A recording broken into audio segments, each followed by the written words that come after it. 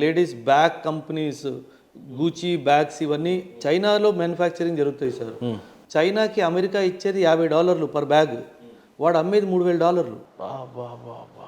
ఇప్పుడు అమెరికా మీద పగ తీర్చుకోవడానికి చైనా వాడు మొత్తం వరల్డ్లో రిలీజ్ చేశాడు స్టాక్. నువ్వు $3000 అమ్ముతున్నావు, నాకు $50 ఇస్తున్నావు, $2950. $3000 అంటే ఎన్ని లక్షలు సార్? 2.5 లక్షలు. నువ్వు అమ్ముతున్నావు, నాకు ఇస్తున్నావు $50, 2400. 2000కి ఎక్కడ? సో ఎంత వీళ్ళు మోసం చేస్తున్నారు. ఎందుకంటే చైనాలో ఆ స్కిల్డ్ మ్యాన్ పవర్ ఉంది సార్. మన గవర్నమెంట్ దీని మీద స్కిల్డ్ అంతా ఎడ్యుకేషన్లోనే పార్ట్ ఆఫ్ ఎడ్యుకేషన్ పార్ట్ ఆఫ్ అయిపోయింది సార్. మీరు నాకు ఈరోజు మార్నింగ్ 10 o'clock 8 o'clock స్కూల్ ఉంది, 8 to 12 పుస్తకాలు, 1 o'clock లంచ్ అయిపోయిన తర్వాత 1 to 5 వొకేషనల్ ట్రైనింగ్. కార్పెంటరా, ఎలక్ట్రీషియనా, ఇంకేమైనా చేస్తావా ఇన్ఫ్రాస్ట్రక్చర్ డెవలప్మెంట్లో, మేసనరీయా, ఎనీథింగ్.